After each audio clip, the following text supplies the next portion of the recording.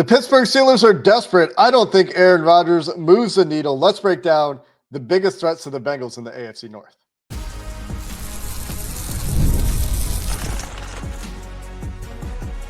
You are Locked On Bengals, your daily Cincinnati Bengals podcast.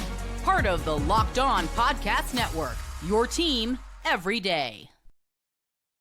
What up, Bengals fans, and welcome to another episode of the Locked On Bengals podcast, part of the Locked On Podcast Network, your team every day. We're on YouTube, we're everywhere you get your podcasts, and the everydayers already know that. You can hit the subscribe button to make sure you don't miss an episode wherever you get your podcasts, and join all the everydayers out there. I'm Jake Liscow, he's James Rapien. We've been covering the Cincinnati Bengals here on Locked On Bengals since 2016, so a great place to get your news and analysis on the Cincinnati Bengals heading into the 2025 season and beyond. We'd also appreciate it if you made Locked On Bengals your first listen, like so many of you already do. Shout out to all of you who already have those good listening habits. Today's episode of Locked On Bengals is brought to you by Monarch Money. You can take control of your finances with Monarch Money. Use code LOCKEDONNFL at monarchmoney.com for 50% off your first year. James, today, Aaron Rodgers has finally let the Steelers know his decision. He will be joining the Pittsburgh Steelers, playing quarterback, be playing the Cincinnati Bengals on Thursday night in Cincinnati in prime time this year. And when I say that this move doesn't really move the needle for me, I think it's like a big picture thing. He is clearly better than Mason Rudolph, even at this point in his career. I don't think there's any ifs or buts or debates about that. But we're going to go through the different teams here in the AFC North. And this goes back again to a question that we were considering a while ago, which is, did the Bengals get better? Yes or no? Here's how. Did the rest of the AFC North do enough to move the needle for their respective teams? Is the AFC North largely the same division? But this comes on the heels of this significant news that Aaron Rodgers has finally relieved the suspense for the Pittsburgh Steelers and will join the team for mandatory minicamp. Yeah, we thought, at least I thought, that this was going to happen. We didn't really talk much about it because you're right. From a needle moving standpoint, he's at best, if he plays well, going to be the third best quarterback in this division. At best. Like, that's the ceiling for Aaron Rodgers. And that's it. So there we go. We'll throw water on it there. Even if he dials it back and plays like 37-year-old Aaron Rodgers, which is unrealistic and is super normal and not weird and not a distraction, he's not better than Joe Burrow in 2025, and he's certainly not better than Lamar Jackson in 2025.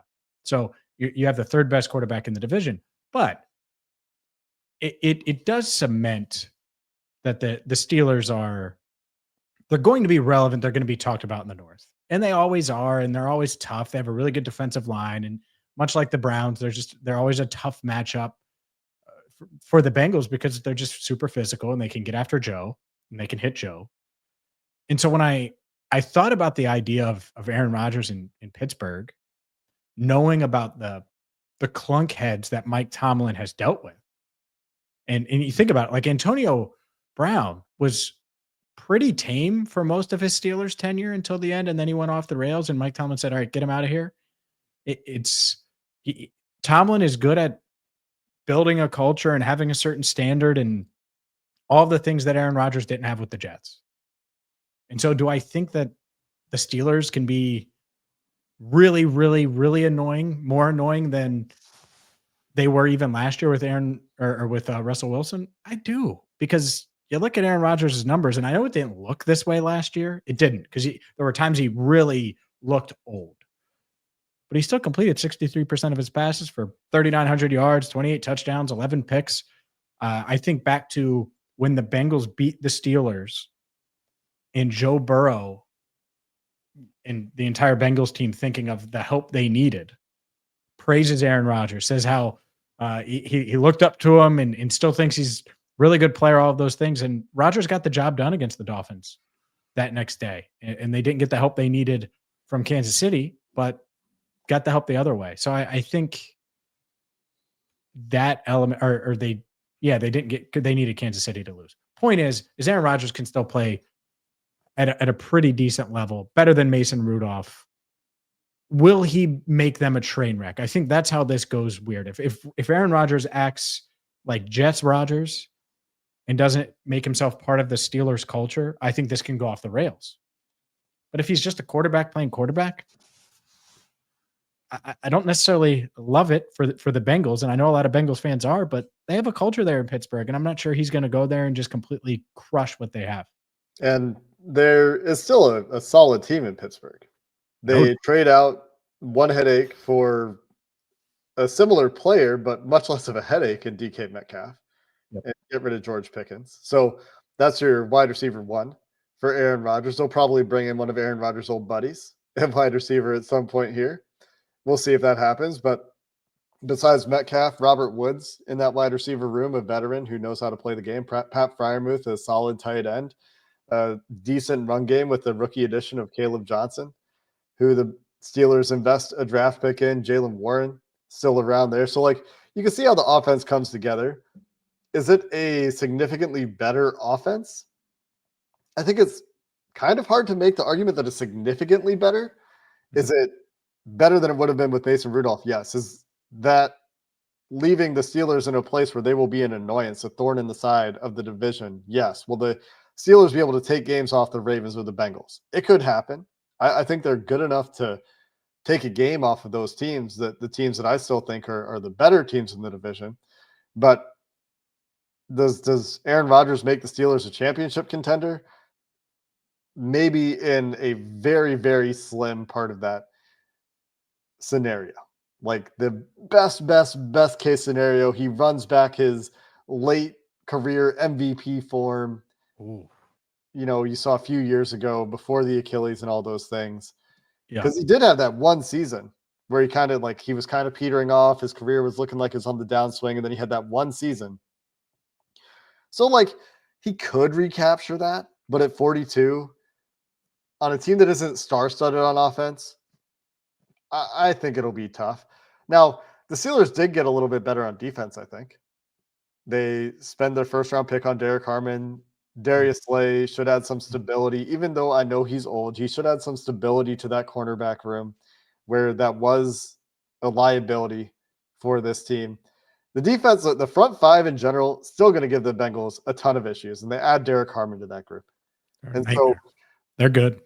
That matchup is not good. Like that's still going to be scary this year. But the big part of this, the Aaron Rodgers part of this, are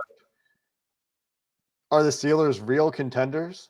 I still don't buy it. All I know is Lucas Patrick was brought to town to shut down that interior for the Pittsburgh Steelers. Shut down, locked, clamped. All right, I'll stop. Keanu Benton is like I know the Bengals hold him in really high regard. They're like, oh man, that dude. Mm-hmm. And that's not even a guy that people talk about. He's just the best player on the Steelers defensive front. Like, to give you an idea, is he? Yeah, well, obviously Cam and TJ. It's tough, man. I mean, they're good. And I guess Harmon maybe isn't as good as Benton as a rookie, but like he really liked Harmon. No doubt. Oh, well, yeah. I mean, that's the pick in a lot of scenarios, I think. Yeah. Anyways, and not for the Bengals. By the way, the Bengals were not picking Derek Harmon in the first round. That was not a thing. But just pre-draft analysis, you thought maybe they would. And we thought that maybe they would. They're going to be a pain to deal with. And if they get good Aaron Rodgers, it's going to suck. They might not. They might get annoying. I take baths in weird ponds and cover myself in mud, Aaron Rodgers. And if they get that, then Pittsburgh's going to kick him out of there anyway. But if they get a guy who's dialed in on football, which if you're Aaron Rodgers and you don't want to end up like last year, end your career like last year, and I wouldn't either, this is about as good of a place as you could ask for because the infrastructure is there. You just got to go there and throw footballs. What more could you ask for at 41? So we'll see. I still don't have them, and I still wouldn't pick them ahead of the Bengals in this division. And I think that's the end of it because I think Burrow gives the edge. I think Chase, I think all these guys, I think that they are still better than the Steelers. But man, are the Steelers scary? And they're rolling the dice here on Aaron Rodgers. But if it works, Aaron Rodgers doesn't need to be a Pro Bowler there for it to work. And yeah, Super Bowl contender, throw that out. But can it be thorn in the side and win 10 games in the North? Steelers can do that. And that sucks because that means that life's going to be a bit harder for Cincinnati. That is the bottom line there. We'll see if we have to deal with Aaron Rodgers, Pat McAfee show appearances, or if that's something that Tomlin can rein in. But let's talk about the current AFC North champions, the Baltimore Ravens. Are they poised to remain the biggest threat to the Cincinnati Bengals? Pretty obvious answer there. We'll discuss coming up next. Today's show is brought to you by Monarch Money. Have you ever checked your bank account and wondered, where did all my money go? Between dining out, online shopping, entertainment, maybe traveling to, we'll take mud baths or whatever it is that Aaron Rodgers is doing. Well, he's got plenty of money. I'm not sure what his contract's going to look like. But what Monarch Money is going to help you do is when life gets busy, and life is going to be really, really busy next week because we have mandatory mini camp. And then after that, training camp looming. And whether you have a bunch of kids, whether you have a wife, whether you have a family, it's going to make life much, much easier to budget and to keep track of everything. And it's not just budgeting, by the way. Monarch Money allows you to track all of your accounts, all of your investments, all of your spending in one place. So my wife and I, we can go in and manage money together, track shared and personal accounts, set goals, and stay on the same page without the stress. Take control of your finances with Monarch Money. Use code LOCKEDONNFL at monarchmoney.com for 50% off your first year. That's monarchmoney.com, code LOCKEDONNFL for half off your first year. Let's talk Baltimore Ravens, James. The team that was seen by many as the favorite going into the playoffs last year largely runs it back. They're seen by PFF, by the way, as having the second best roster in the NFL behind only the Philadelphia Eagles, the reigning Super Bowl champions. And there aren't a whole lot of differences on this roster.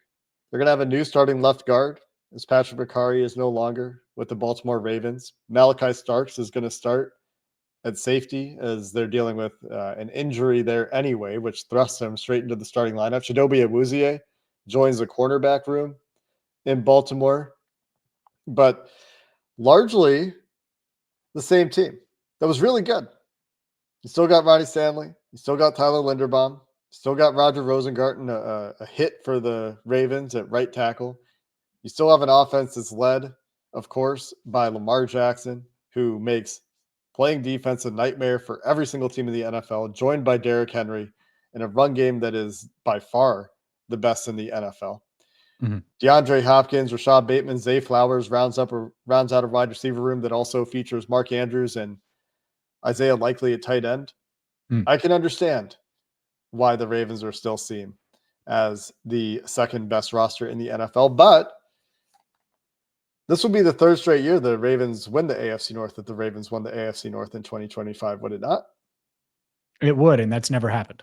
And so that's what they're trying to do. They're trying to do what the Bengals tried to do in 2023. Injuries got in the way of that. Slow start got in the way of that. And so, yeah, you would say that history, and by the way, the Steelers probably clinching onto this too and holding onto this. History says that the Ravens are going to take a step back. But you look at that roster. Yeah. And it's like, oh yeah, Mark Andrews, really, really good. I get the ball was behind him and he dropped it in the playoff game, but still really, really good. And Isaiah Likely, really, really good. Zay Flowers, awesome. They extend Rashad Bateman. Is DeAndre Hopkins a reliable 3 at wide receiver when you have those tight ends and you're not a pass first offense? You're fine with that. I think it's just really tough. And you know, I was thinking about this. I was talking about this with a friend the other day, because you look at this defense, and I think this is a big reason why they're number 2 on PFF's list. And they just steal Kyle Hamilton in the draft, who is PFF's number 1 safety. And so they go from Ed Reed, and there's a little gap, but then to Kyle Hamilton. And then before that, I believe it was right before that, the Bears, the idiots, the Chicago Bears, and that's exactly what they are. They give away Roquan Smith. So they go from Ray Lewis to Roquan Smith. And so those are the 2 anchors of their defense as they have all these other pieces moving. And obviously, Matabike is a huge part of their pass rush on the interior. They have other guys. I'm not saying that, but man, you go from Ed Reed and Ray Lewis to a few years pass, and it's those 2 guys. And I know the Bengals quick story. One, I know the Bengals hold Kyle Hamilton in really high regard. I think in an ideal world, they'll use Dax Hill in similar ways, even though he's a corner and not a safety, or they've at least wondered why that wasn't the case in the past. Two, and this one's maybe more interesting. The first time Jamar Chase played Roquan Smith as a member of the Ravens, he was like, who's number 0? And maybe I told this on the pod, maybe I haven't. He's like, that dude was everywhere. Those are the type of difference makers that matter. And so for them to steal Hamilton in the draft and then trade for Roquan Smith and get him just because the idiots in Chicago didn't know how to manage their roster, that's a heck of a 1-2 on defense to start. I would say that Roquan Smith's performance is one of the biggest X factors for the Ravens on defense this year because he wasn't as good last year. And he was great for them in his first year. He was a nightmare for the Bengals to deal with when they had to go against the Ravens twice that season, and they didn't have good answers for him, and he was everywhere, to Jamar Chase's point. He wasn't asking that question wrongly. Roquan Smith was seemingly involved in every single play and at the football in every single play. But I do still think there are questions facing the Ravens on defense. They're strong in the secondary. Marlon Humphrey and Nate Wiggins, Kyle Hamilton and Malachi Starks is a really formidable way to start your secondary. Chidobe Awuzie being your third corner. I think that's, even if he's taken a step back, which it looks like he maybe has now 2 years removed from that ACL injury, you could certainly do worse at your third cornerback spot. I do wonder how much they'll be able to continue to manufacture pass rush, something that they've been really good at, but Odafe Owe and Kyle Van Noy being your edge rushers, neither of those guys at the top of the league. Matabike, really good player, not quite as disruptive last year. Travis Jones, really good player, nose tackle. So a lot of the Ravens in terms of pressure production does come from scheming it up, and they do a great job of that. But every time I see this matchup, I wonder, will the Ravens be able to actually get pressure to Joe Burrow? And Joe Burrow was really good against the Ravens last year. He got by Marlon Humphrey on a play. The strength of that defense, still the secondary. I still think these will be really fun games. I still think these will be tough matchups. I still don't think the Bengals have a good answer for Lamar Jackson or for Derrick Henry. We'll see if any of their players in terms of development up front, in terms of new rookie linebacker additions, can help with the speed and power and variety that the Ravens threaten you with in the running game. I do worry still about the Bengals defense significantly playing against the Ravens offense. But I still, when I think about what I expect from these games, and there's a long way to go, but preseason, what I expect from the Bengals Ravens games this year is pretty similar to last year. I think the offenses on both sides will be able to get theirs. Yeah, I think it's fair. I'm certainly not ruling the Bengals out by any stretch. And it goes back to, we'll have this conversation on our next show about roster ranking and everything. But when you have Joe, Jamar, you have those guys, you're going to be able to go toe-to-toe with any of these teams, any team in the league. And we see that with the Ravens. But they're going to be tough. They've stayed healthy. I think that's it, is they've stayed healthy. And by healthy, I mean Lamar. Lamar's healthy. It's kind of like Joe. It's a similar conversation. You're going to have your shot. You're going to be in every game, and you're certainly going to have a chance. So we'll see. I think they're the favorites in the North for a reason. I think they should be. But there's also a reason why no team has done it 3 straight years.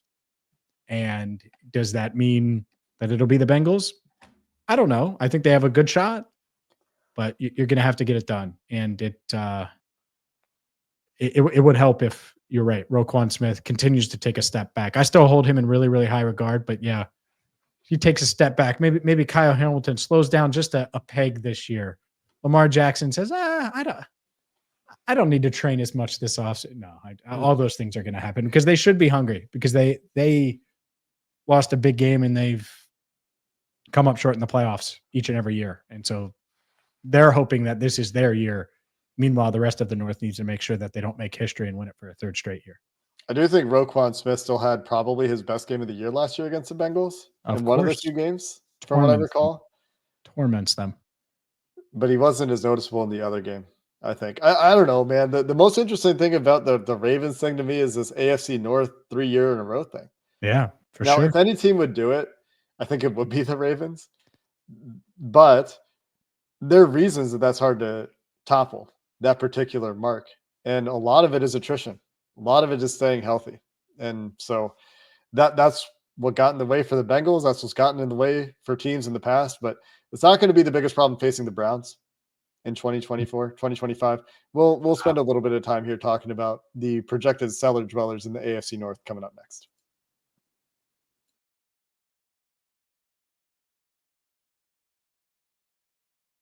All right, let's talk about the Browns. You mentioned it. They're projected to be fourth in the division. They'll certainly have the fourth best quarterback in the division, regardless of how that shakes out. And whether it's Joe Flacco, Shadeur Sanders, it's not going to be Dylan Gabriel. I'll break the news right now. Poor Dylan yeah, Gabriel. Yeah, zero chance. I can't believe they used a third-round pick on him or Kenny Pickett. Like literally any of those guys have a better chance than Dylan Gabriel, who might be my height. But whatever. He's on the roster. He's getting that third-round pick money. He signed his deal earlier this week. Congrats to him.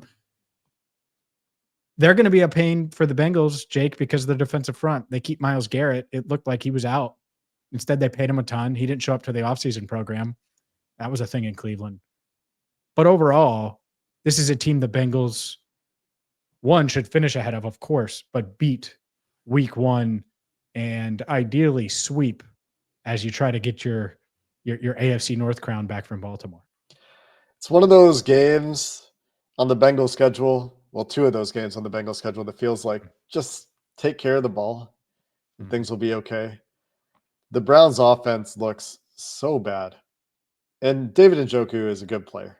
And Quinshon Judkins looks like he's going to be a good NFL running back.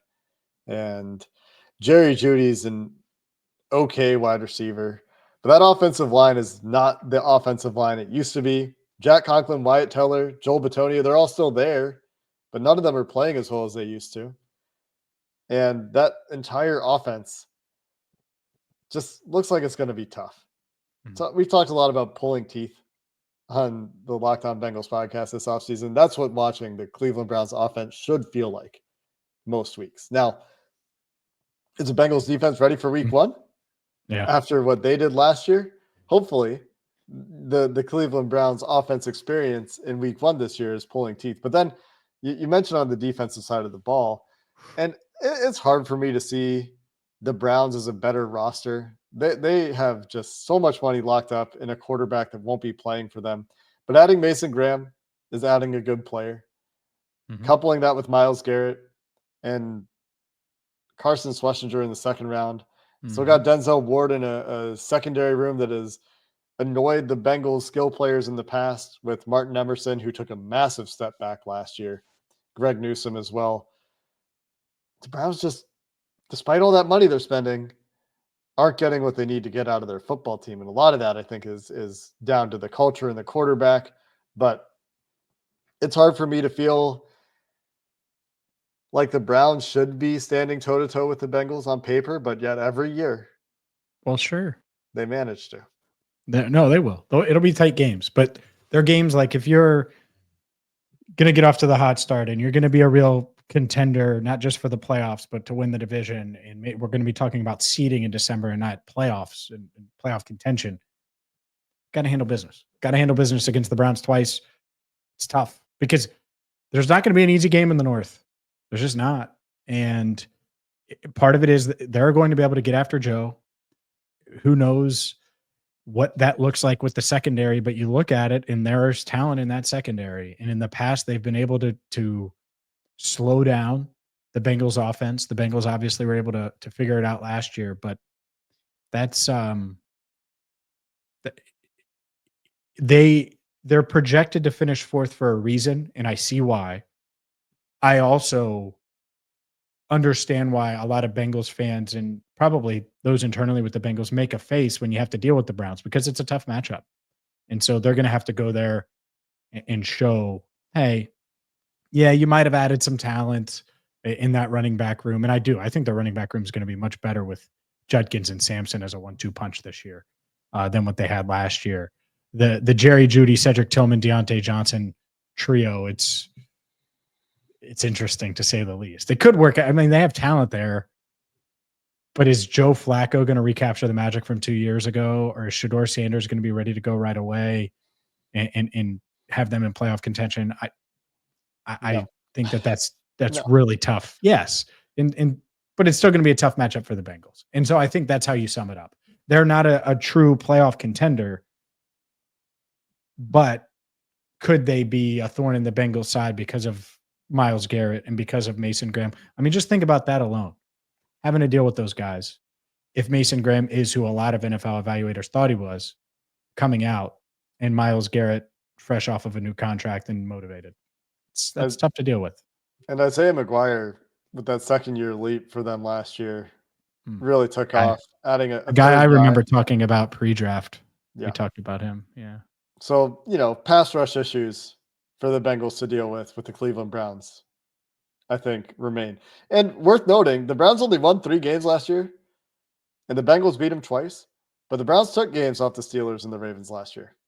So the AFC North is never going to be one of these divisions that is like the AFC South or even the current AFC East, where there are some good teams. Like the Buffalo Bills are a good team, but then there's some real bad cellar dweller teams. And those divisional games are always tough. I think you talk to any locked on host about, the Bills matchup against the Patriots. And Joe Marino would sit here and tell you, yeah, I'm confident in the Bills against the Patriots, but it's still a divisional game, man. And sometimes those get weird. Sometimes they know each other so well that those games get away from you. Not as much a case in the AFC South, where the team that happens to be decent in the AFC South just seems to run away with that division every year because that division sucks. That's why. Historically, it's just been so bad. Like, so bad. It produces number 1 seeds like the Tennessee Titans when the Bengals beat them in Nashville because the division is just miserable. You get 6 games sometimes every year against really bad teams. So Ryan Tannehill is a legend. Jesse Bates loves him. The point I was trying to make here is that the AFC North, even this year, with teams that I don't know that any of the teams in the AFC North got significantly better than they were last year. The Ravens were already really good, but I don't know that any of these teams got significantly better. It's still not going to be one of these pushover divisions in the NFL. It's just not like that. The AFC North is going to continue to be brutal. It's going to continue to be annoying, and there are going to be games that are going to continue to be tough, at least on paper, in June. And that's the way we see the division right now. Where do you think the Bengals are? We've decided Ravens favored, should be favored. I think I agree with you there. Mm-hmm. Steelers, Bengals, honestly, like somewhat close, but I do give the Bengals the second place standing there, I think, in my June thoughts. And then the Browns clear last. Yeah, Ravens, Bengals, Steelers, Browns. It is close. The Bengals don't have the defensive front that the Steelers have, but they do have the quarterback, and quarterback breaks that tie for sure. And so the Steelers could win the division. Like, it wouldn't shock me if they won the division, but I certainly think they're third today as we look at how things are. Mike Tomlin knows how to get a lot out of that team in the regular season, at least. And he's got a ring now. I know it's been a while. I know it's been a very long time. Hey, they did it. You can't take that away from him. Joe Burrow was like 8. Nah. 12? No, like for real. Like he wasn't even. Yeah, it was a very long time ago. I was in high school. So. Very long time ago. Aaron Rodgers beat him in the last Super Bowl he was in. I was so excited about that. 2010. I remember that one. Yeah. I was in college for that one. I was watching that one with a few Steelers fans in my first job in Madison, Wisconsin after university at the time. Brutal. You were with Steelers fans? I was enjoying watching them suffer. It wasn't only Steelers fans. It wasn't a Steelers watch party, but they were present at the Super Bowl party. Yeah. Got it. Well, not much you could have said after that season. Like, yeah, but it was nice to watch the Steelers lose. We've got some Bengals roster talk. We've talked a little bit about these PFF roster rankings today. The Bengals coming in a little bit lower on that one than we expected. We'll be talking about that one with you for our next episode here on Locked On Bengals. And then, like we said, mandatory mini camp. We're still on our 3-episode a week schedule. So Sunday, Tuesday, Thursday, look for episodes of Locked On Bengals sometime in the afternoon or evening. Until next time, thanks for listening to this episode of the Locked On Bengals podcast. Hoo day, and have a good one.